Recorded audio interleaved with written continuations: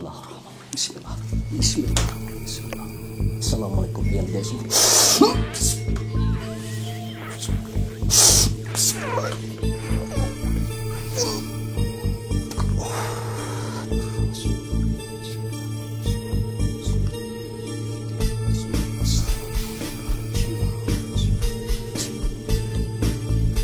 Assalamualaikum warahmatullahi wabarakatuh.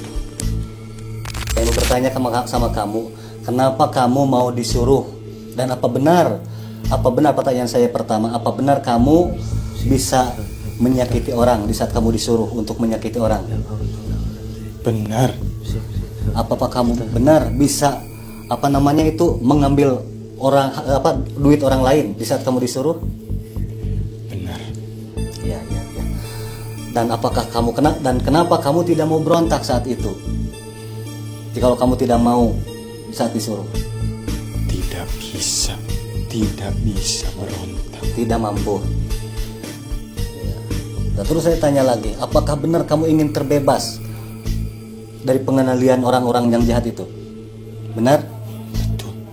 Ikuti saya ya, baca 2 kalimat syahadat. A'udzubillahi minasyaitonirrajim. A'udzubillahi minasyaitonirrajim. Bismillahirrahmanirrahim. Bismillahirrahmanirrahim. Asyhadu an la ilaha illallah. Asyhadu an la ilaha illallah. Wa asyhadu anna Muhammadar Rasulullah. Wa asyhadu anna Muhammadar Rasulullah. Alhamdulillahirabbil alamin.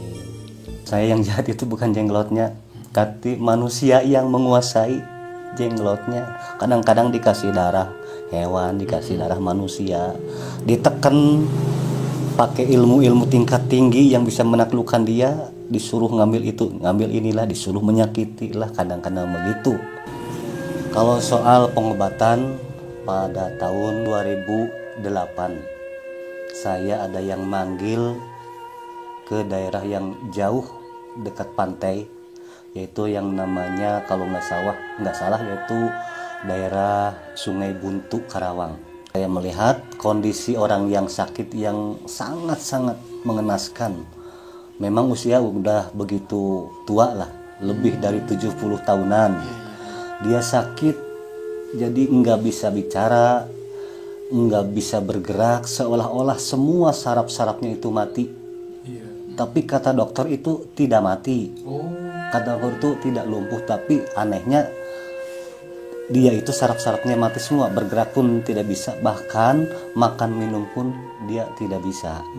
Waktu saya munajat kepada Allah dengan sejarah tidak disengaja, ada yang masuk anak saya dari orang yang sakit, spontan masuk dan anak saya mengamuk segala macam dia omongkan, bahwa katanya saya merasa tersiksa.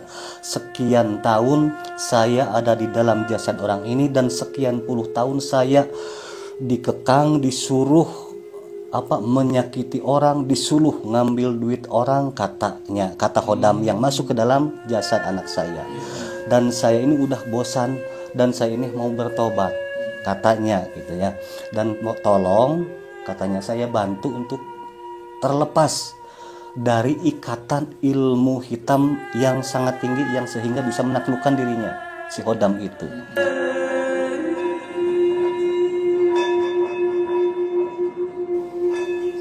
Alhamdulillahirabbil alamin. Teman-teman, kita bersama rekan-rekan yang lain sudah sampai di sebuah rumah Abah Fendi ya, seorang pakar spiritual yang berasal dari Kabupaten Ciamis, Jawa Barat.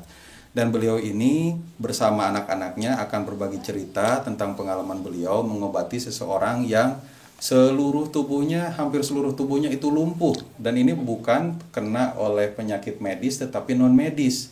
Dan menurut kabar, Abah Fendi ini berdoa kepada Allah Subhanahu wa Ta'ala untuk mencarikan jalan keluarnya, bagaimana seseorang bisa sembuh gara-gara penyakit non medis. Dan yang menariknya adalah ternyata seseorang ini dikirim sesuatu ya, ibaratnya ya, entah apa, nanti kita katanya ke Abah Fendi, sehingga seluruh tubuh dari orang yang sakit itu dikunci oleh sosok gaib. dan ternyata sosok gaib itu disuruh dan ingin bertaubat. Nah, ini sangat menarik sekali teman-teman. Seseorang yang terkena santet dan sosok gaib yang merasuki seseorang yang sakit tersebut disuruh dan ingin bertobat. Nah, bagaimana ceritanya, kita akan langsung aja berbincang-bincang bersama Abah Fendi dan anak-anaknya. Teman-teman, yang menarik di video ini adalah sosok gaib yang disuruh untuk menyatet ini akan diinterogasi atau ditanya bagaimana pengalamannya, dipanggil sehingga sosok gaib atau mungkin khodamnya ini bertaubat. Menarik sekali bukan teman-teman? Kalau begitu kita akan berbincang-bincang langsung dengan Abah Fendinya terlebih dahulu. Assalamualaikum Abah Fendi. Waalaikumsalam warahmatullahi wabarakatuh. Apa kabarnya Pak Fendi, sehat? Alhamdulillah saat ini lagi sehat. Nah, kalau boleh bisa diperkenalkan nggak, ini ada katanya anak-anaknya, ini siapa saja nih Abah Fendi? Ini anak saya, ya nggak akan saya sebutin namanya lah. Oh iya. Dirahasiakan, itu juga sama, nggak saya sebutin namanya. Cuman semuanya ini anak-anak saya gitu ta. Yang selalu saya bawa gitu saat saya pengobatan gitu, walaupun dekat juga jauh gitu. Nah, ini teman-teman, sebagai penegasan aja, Abah Fendi ini bisa mengobati seseorang yang terkena sakit non medis atau mungkin terkena guna-guna atau santet istilahnya. Nanti dalam nanti itu Abah Fendi, anak-anaknya ini akan berperan sebagai apa nih Abah? Ya, mudah-mudahan Allah mengizinkan. Saya tidak terlepas dari izin Allah ya. Soalnya walau sesakti apapun, sebisa apapun manusia atau makhluknya, tanpa izin Allah la haula wala quwata, tidak bisa apa-apa, tidak ada daya dan kekuatan. Semuanya atas kehendak dan ridhonya Allah. Mudah-mudahan ada ridho Allah, saya bisa memanggil khodam yang pernah mengganggu orang yang sakit, dan mudah-mudahan ada ridho dan izin Allah, anak saya bisa melihat sosok khodamnya. Begitu. Iya. Nah, Abah Fendi, ini saya ingin mendapatkan cerita yang jelasnya, yang lengkapnya nih. Itu cerita menurut pengalamannya Abah Fendi, seseorang yang sakit itu bagaimana sih Abah? Kapan terjadinya dan bagaimana kisahnya begitu? Insya Allah, insya Allah. Sebelumnya saya ucapkan sampurasun, assalamualaikum warahmatullahi wabarakatuh. Dan sebelumnya marilah kita panjatkan puji dan syukur kehadirat Allah yang Maha Kuasa, yang mana telah memberi karunia nikmat kepada kita semua. Juga sholawat dan salam semoga selamanya tercurah limpahkan kepada junjungan alam Nabiullah Muhammad Rasulullah SAW, juga kepada keluarganya, para sahabatnya, tabi'in tabi'ahnya, dan kita semua. Mudah-mudahan diakui sebagai umatnya. Dengan jaga di yaumil akhir, kita semua bisa mendapatkan syafaat darinya, amin ya Allah ya rabbal alamin. Ya, alhamdulillah dan terima kasih telah berkunjung ke tempat saya, dan sebelumnya saya mohon maaf gitu, soalnya saya nggak bisa menghormatinya.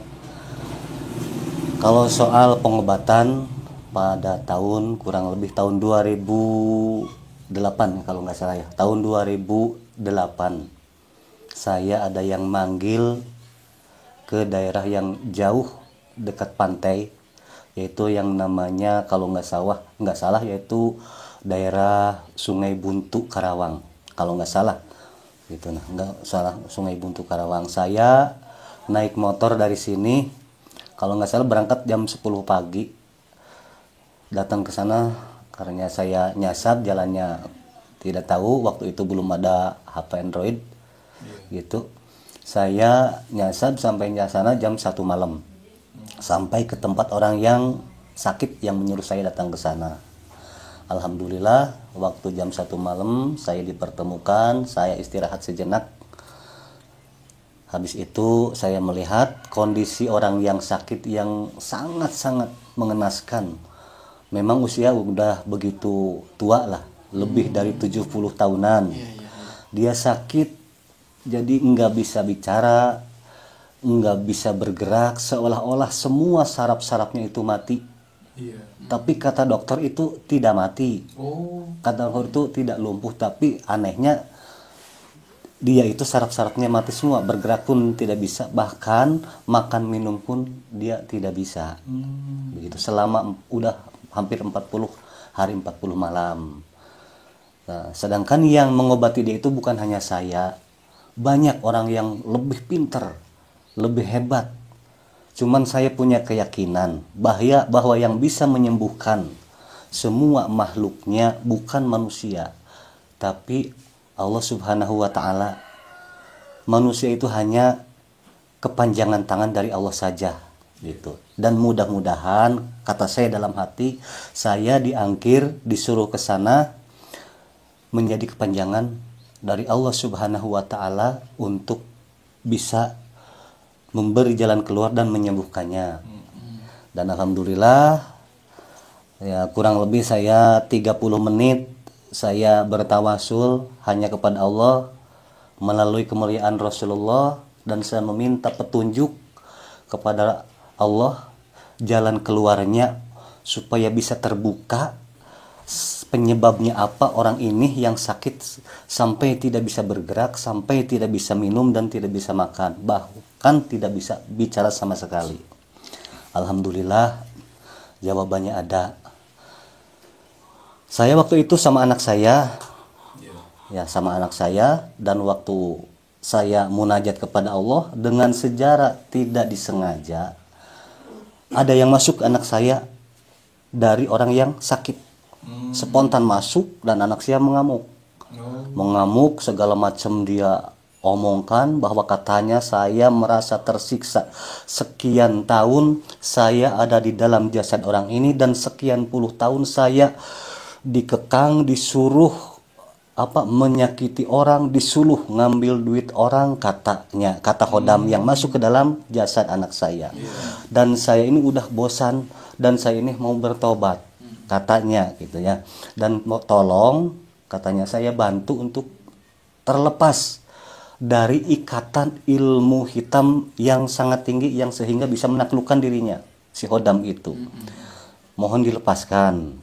Kata saya itu, saya nggak bisa apa-apa, tapi saya mungkin mau bermunajat kepada Allah, mudah-mudahan Allah mengizinkan, mudah-mudahan Allah membebaskan kamu, kata saya, dari cengkraman ikatan ilmu hitam yang sudah menaklukkan kamu selama berpuluh-puluh tahun untuk dijadikan ya suruhan untuk menyakiti orang, untuk menyantet orang, untuk mengambil harta orang gitu. Dia itu. Dan terus setelah masuk dia tanya siapa namanya, dia langsung menjawab dia punya nama Jaya Sampurna bin Nagabonar, dia hidup selama 600 tahun. Aslinya dia dari Bogor, jadi mungkin selama 600 tahun dia itu di masa saat Eyang Jayadata Prabu Siliwangi, mungkin Pajajaran adanya dia. Abad ke-14 ke-14, iya. Dia itu. Dan terus saya ngomong, kamu ini apa punya jasad apa cuman sekedar khodam aja, kata saya. Saya punya jasad, dan jasad saya disimpan di suatu tempat karena saya lagi disuruh, katanya. Dan tolong jasad saya ambil dan buang ke tengah lautan, kata saya. Ya, kata saya, insya Allah, mudah-mudahan Allah mengizinkan dan memberi kekuatan kepada saya, memberi keselamatan kepada saya, apapun yang kamu minta saya lakukan. Ya, terus perjalanan itu saya lakukan. Si jasad yang udah berbuah kecil, paling ya 15 cm lah. Berarti itu Pak sosok Seperti jenglot itu. Ya mungkin jenglot bisa dikatakan, jenglot juga bisa. Saya buang ke tengah lautan, terus ya kembali lagi ke tempat yang sakit. Alhamdulillah yang sakit itu bisa bergerak, yang sakit itu bisa bicara. Nah, terus si sosok yang masuk ke dalam anak saya itu bicara lagi. Mohon saya bukakan ikatan ilmu hitam yang mengikat saya selama berpuluh tahun. Kata saya, insya Allah, asalkan kamu mau mengucapkan 2 kalimat syahadat, kamu bisa terlepas dari ikatan itu. Dan alhamdulillah saya ucapkan 2 kalimat syahadat, dia mengikutinya. Akhirnya dia terbebas dan dia berjanji akan mengikuti saya selama saya pengobatan, akan membantu saya selama pengobatan. Cuman bukan saya nggak mau nerima. Prinsip saya kalau tanpa izin Allah saya nggak mungkin bisa. Walaupun ada bantuan dari khodam tersebut, itu kepanjangan dari tangan Allah menggerakkan khodam itu untuk membantu saya. Bukan artinya khodam itu tanpa ada digerakkan oleh Allah, tanpa izin Allah nggak bakalan bisa begitu. Jadi biar nggak jadi musyrik gitu. Kenapa dia sampai pengen dibebaskan? Karena dia takut seandainya dia terbebas pun juga bukan sama saya, terus jasadnya ketemu sama orang lain yang serakah, pasti dia juga disuruh-suruh lagi, disuruh itu lagi lah, disuruh ini lagi, dipergunakan untuk hal-hal yang kurang baik. Nah begitu cerita waktu pengobatan saya di Karawang di Sungai Buntu. Dan mudah-mudahan yang sudah saya sebutkan tadi, saya minta izin sama Allah, sama Rasulullah, juga saya minta izin sama para rijalul ghaib mau memanggil khodamnya. Bisa dipanggil berarti Pak. Mudah-mudahan Allah mengizinkan. Itu ya. Saya mau coba. Berarti Pak, mohon maaf saya ada pertanyaan sedikit. Jadi pada waktu itu sosok wujud jenglotnya udah Bapak hancurkan. Dibuang ke laut. Belum dihancurkan tapi dibuang. Disuruhnya dibuang ke laut.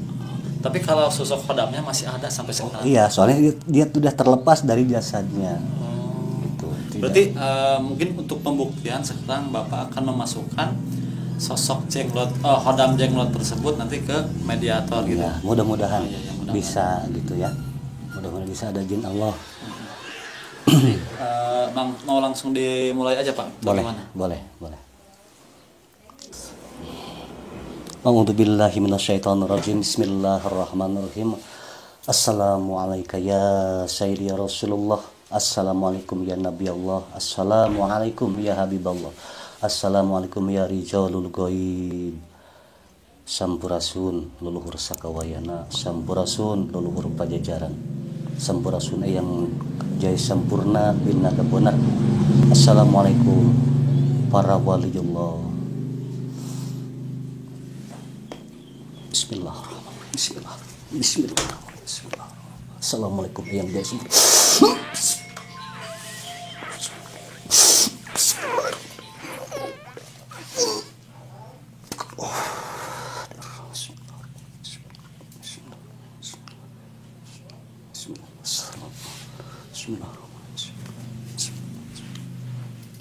Assalamualaikum warahmatullahi wabarakatuh. Sampurasun.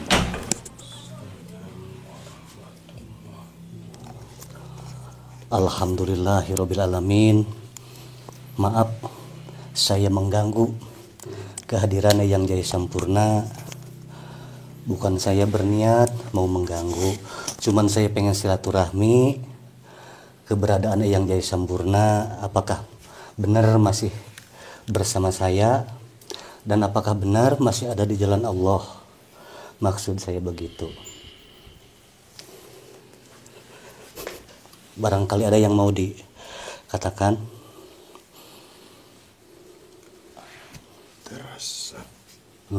Teresep kasaha.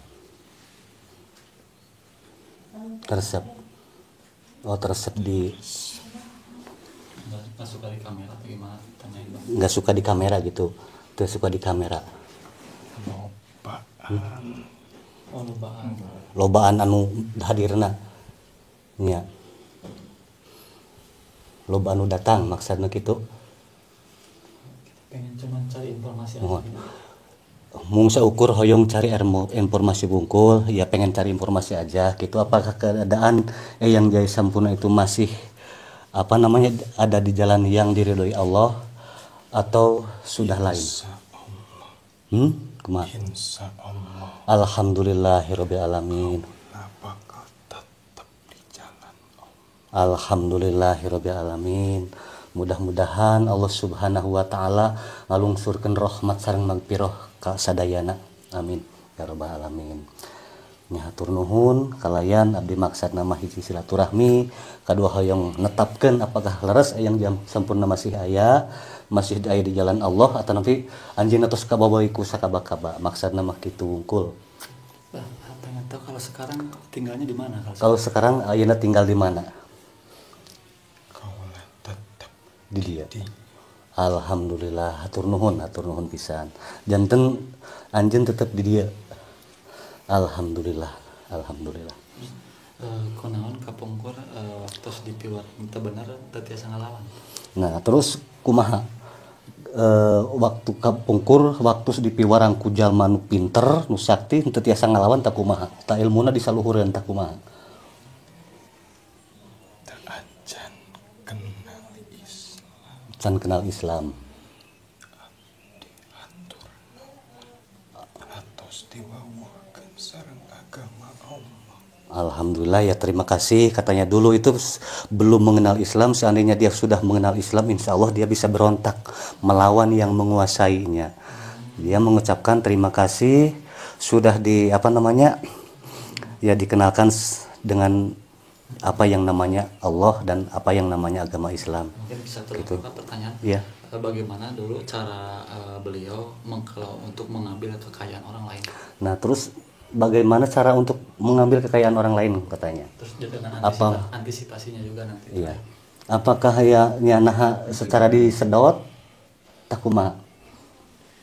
Bangsa kaula benten sareng jalmi, bangsa jin dipasihan kaluwihan ku Gusti Allah. Benar. Tiasa. Benar. Segala rupi tiasa. Jadi bangsa jin itu punya kelebihan. Jadi bukan seperti manusia jalan kaki mendobrak pintu mungkin atau disedot dari jarak jauh, bisa begitu mungkin. Terus Gitu. tanyain lah bagaimana caranya agar harta kita tidak diambil oleh Nah. bangsa-bangsa seperti ini. Sugan aya carana supaya harta teh teu kenging ku bangsa nu kitu lembut. Emutkeun hate ka Gusti Allah. Oh. Seueur istighfar, seueur ngaos sholawat. Allahumma sholli ala sayyidina Muhammad. Alhamdulillah. Allahumma sholli ala sayyidina Muhammad. Alhamdulillah, Allahumma sholli ala sayyidina Muhammad wa ala ali sayyidina Muhammad. Hatur nuhun. Terima kasih, katanya begitu. Benteng dari segalanya biar kita tidak diambil harta oleh yang bangsa gaib yang kayak gitu ya. Keimanan, kekuatan iman kita, gimana letak dan kekuatan iman kita. Gitu, perbanyak berzikir, perbanyak sholat, yang penting yang 5 waktunya gitu. Nah terus Pak, biasanya kalau penyakit kiriman seperti itu menyerangnya ke organ-organ mana saja itu Bu? Kalau boleh tahu. Bertanyain. Nah, Ini bisa jadi Pembelajaran. Iya. juga.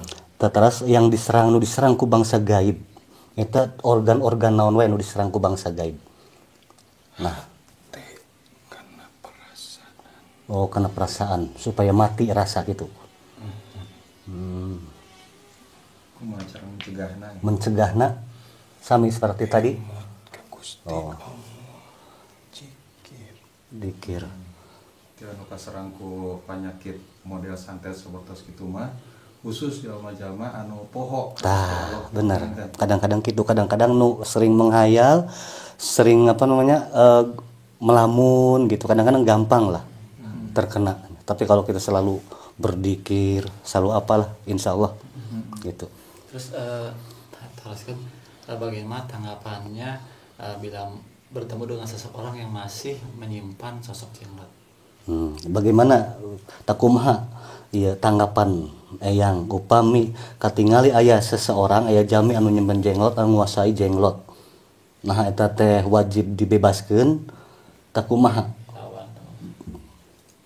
supaya henteu da mungkin saya abdi mungkin gaduh keyakinan manehna hoyong tiasa bebas gitu tah sami sareng eyang kapungkur. Oke dongkap nyalira. Sadaya ke tos kantosan ayeuna di dieu nuhunkeun bantu. Oh iya, alhamdulillah. Jazakallahu khairan. Puji syukur ka Gusti Allah. Mudah-mudahan abdi khususna sadayana nu aya di dieu oge yang dia sampurna nu parantos lebet Islam, tos menguasai agama Islam sing dipasihan kakiatan ku Gusti Allah. Hapunten ke hiji deui Mangga. panglugikeun ai kapungurna yang jadi sampurna teh apakah seorang abdi dalam atau orang kerajaan atau apa gitu. Oh gitu taat. Nah kapungkurna teh yang Jaya Samura teh seorang resi pertapa ilmuwan ta abdi dalam negara apa naon teh gitu maksudnya. Pungkur abdi kapapancena janten resi. Oh janten resi iya. Kasih kenapa? Mun ayeuna mah apa namanya teh kiai jadi penasehat. Oh, penasehat Penasehat ya gitu. kerajaan. Ya kalau sekarang itu resi itu sebagai penasehat kerajaan, jadi dia itu punya tugas sebagai resi.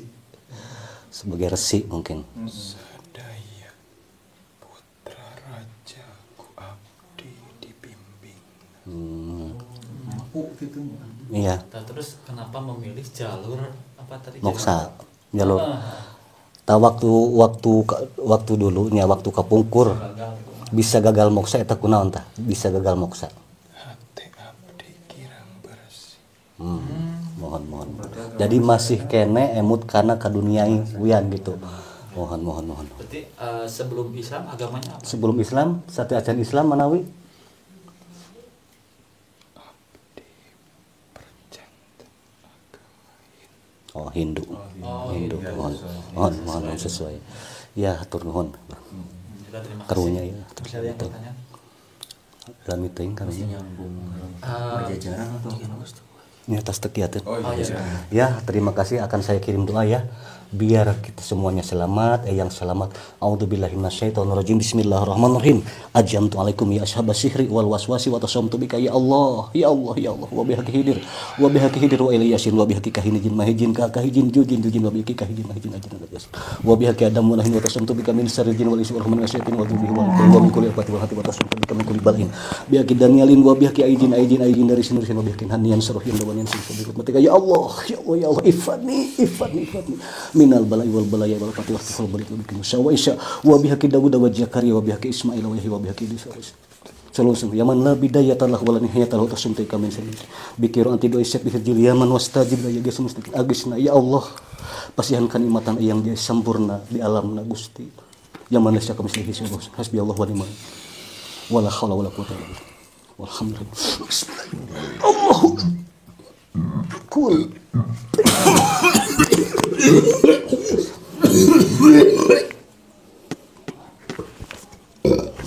atas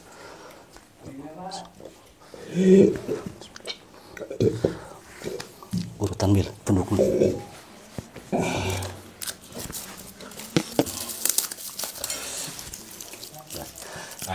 tarik nafas tahan nafas kita seperti iya kan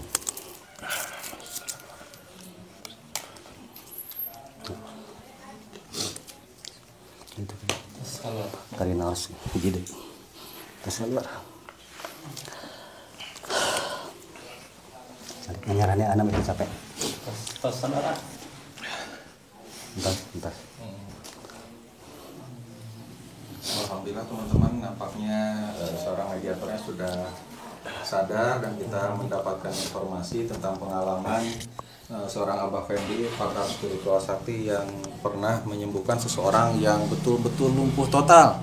Ternyata bukan karena stroke, cuman kelihatannya seperti stroke, dan pengobatannya pun bukan dengan obat-obatan medis atau penanganan medis, tetapi dengan ilmu Allah Subhanahu wa taala begitu. Dan barangkali teman-teman ada yang ingin ditanyakan lagi kepada Abah Fendi? Itu Pak, lah kita kayak mau menangis itu enggak apa itu? ya sakit Kayak masih sedih gitu. Enggak. enggak Efek dari- banyak yang hadir itu Oh, banyak yang hadir. ya di sini banyak yang hadir tapi biarin aja dulu ya biar tenangin dulu Minum, bersalawatan minum. dalam hati Tapi udah sadar, ah, udah sadar. Alhamdulillah gitu ya. Ternyata untuk pembelajaran buat kita. Jadi apa yang dirasakan kan kita sakit bertahun-tahun yang dirasakan dari jantung, Iya. biasanya jantung, lambung, hati hati, sama jantung, ginjal lambung, hati, sama ginjal biasanya Pak.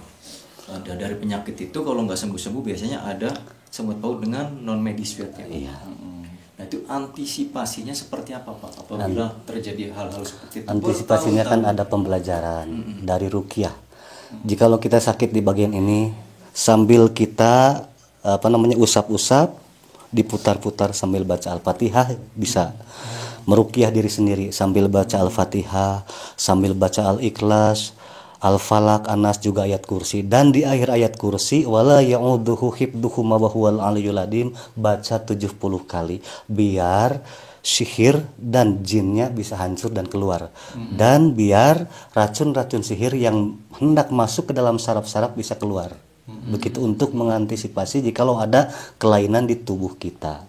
Jadi seandainya sakit di sini, pegang sini, baca Al-Fatihah, niatkan sama Allah ingin mengeluarkan semua aura negatif yang menjadi penyakit di dalam diri kita. Gitu, Al-Fatihah diputar-putar, Al-Ikhlas, Al-Falaq, An-Nas, ayat kursi, dan akhir ayat kursi wala ya'uduhu hibduhuma wa huwal aliyyul azim 70 kali. Terakhir kun fayakun insyaallah. Nah, itu mungkin cara penanganannya atau Iya. pencegahannya. Pencegahan begitu, itu pencegahan apa namanya? yang paling dasar gitu ya. Dasarnya gitu. Apakah semua orang yang meruqyah diri sendiri itu apakah akan berhasil atau tidak? Bagaimana keyakinan dan keimanan kita? Kalau kita yakin sama Gusti Allah, insya Allah berhasil. Maksudnya takut Kebanyakan ham-ham dan was-was kurang keyakinan. Makanya Pak takut kesurupan sendiri nantinya nggak ada yang nanganin gitu. Enggak, kan itu ada ayat kursi itu. Ayat kursi itu bukan arti duduk, tempat duduk. Kursi itu artinya kekuasaan. Kekuasaan Allah yang meliputi langit dan bumi dan seisinya. Gitu. Jadi jangan sampai ada keraguan, Nah, iman yang itulah. betul-betul 100%. Ya, was-was dan keraguan itulah yang menghalangi doa kita. Mungkin kalau misalkan masih was-was, masih keimanan kita masih belum kuat, mungkin bisa apakah harus terus diusahakan atau Harus terus ingin bisa diusahakan. bertanya juga kepada orang yang betul-betul imannya yang lebih Jadi kuat. begini ya, jangan dulu bertanya kalau bisa kebanyakan. Bukan saya menyalahkan, bukan saya menyalahkan. Kadang-kadang bertanya itu diminta dulu untuk inilah, untuk itulah. Kadang-kadang saya kasihan. Mendingan kita minta petunjuk dulu melalui istikharah lah. Iya. Baru kalau kita gagal dan gagal lagi, minta petunjuk lagi kepada siapa kita bertanya. Barangkali Allah akan mengutus seseorang yang bisa menolongnya. Gitu. Insya Allah nanti juga ada petunjuk. Jadi ya. Mungkin terakhir Abah, mungkin nanti kan ada perempuan yang bertanya seperti Iya. ini. Bagaimana cara membedakan sakit yang terkena dengan gangguan gaib dengan sakit medis? Nah kan takutnya nanti ada penonton yang ingin mendeteksi ke Abah atau Iya. berobat ke Abah atau gimana? Jadi gini ya, banyak sekali perbedaannya. Kadang-kadang kita dikasih pertanda dulu dalam mimpi bisa. Kedua, di saat sakit itu kadang-kadang ada waktunya. Kadang-kadang pas jam 12 malam sakitnya tambah parah. Kadang-kadang pas azan maghrib sakitnya tambah parah. Gitu. Sedangkan di waktu-waktu biasa sakitnya biasa. Gitu. Itu bisa dirasakan. Oh, itu deteksi paling awal. Iya, soalnya saya pernah merasakan sendiri hasil dari pengobatan waktu saya pernah mengobati di daerah Banjar. Mungkin nanti itulah diungkapnya. Kota Banjar, Pak. Saya pernah. Wah, Udah. Masya Allah. Kota kelahiran berarti. Kota kelahiran berarti. Iya, kota kelahiran. Nah, Pak Petik gini Pak, nah, kalau misalkan tadi kan waktu saya ini lagi kemasukan Iya. sang resi, Iya. katanya ada pengen banyak yang ingin diselamatkan. Iya. Berarti mungkin pada intinya kalau bahasanya Pak beja-beja apa kumaha sih? Nah, mohon Pak Beja-Beja kan yang kayak gitu beda sama kita gitu. Jadi apa namanya antara kekuatan batinnya itu nyambung lah. Apalagi yang namanya udah berilmu tinggi gitu. Yang namanya Batara Karang ilmu tingkat tinggi Batara Karang gitu ya. Berarti kesimpulan pada intinya dari Abah sosok jenglot itu sebetulnya jahat atau gimana? Soalnya kan yang beredar di masyarakat, mungkin saya juga tanya jenglot itu suka nolong orang, ngambil harta kekayaan, intinya kayak gitu-gitulah. Nah, mungkin kesimpulan dari Abah seperti apa? Ya, kesimpulan saya yang jahat itu bukan jenglotnya, tapi manusia yang menguasai jenglotnya. Kadang-kadang dikasih darah hewan, dikasih darah manusia, ditekan pakai ilmu-ilmu tingkat tinggi yang bisa menaklukkan dia, disuruh ngambil itu, ngambil inilah, disuruh menyakiti lah, kadang-kadang begitu. Itu sama aja seperti jenggot juga, itu kadang-kadang banyak yang ingin terbebas gitu. Mungkin pada intinya yang jenggot juga kalau nggak ada yang nyuruh dia nggak Iya, mungkin nggak ngambil mungkin. harta kekayaan orang lain. Nggak gitu. mungkin buat apa, dia kan bukan seperti kita gitu. Uang rupiah mau belanja ke pasar. Iya begitulah. Ya mungkin Mbah terakhir mungkin kata-kata Abah buat para penonton dan buat para Pesan-pesan buat pesannya penonton. Ya. terkait jenglot dan yang lainnya. Ya terkait jenglot dan ilmu-ilmu yang kayak gituan, saya mohon maaf ya sebesar-besarnya. Jangan sampai kita terlalu percaya dengan kekuatannya. Karena saya takut jikalau kita punya barang seperti itu terus kita pergunakan untuk sesuatu walaupun itu ada di jalan yang benar, saya takutnya Allah yang menciptakan kita dikesampingkan. Takutnya kita lebih percaya kepada benda, kepada makhluk. Jadi hukumnya kan musyrik. Iya, betul. Takutnya begitu aja saya mah. Jadi hilangkanlah di dalam diri kita itu sifat serakah lah. Gitu. Cuman itu aja pesan saya. Alhamdulillah teman-teman ya, rupanya cukup sekian. Mudah-mudahan video ini banyak manfaatnya, khususnya bagi kami yang ada di sini, dan umumnya bagi para penonton YouTube Meisa Selina, Kartika Hidro, dan Kang Nazar. Kalau begitu kami pamit undur diri. Terima kasih Bapak Fendi dan rekan-rekan sekalian. Wabillahi taufiq wal hidayah. Wassalamualaikum warahmatullahi wabarakatuh. Waalaikumsalam warahmatullahi wabarakatuh.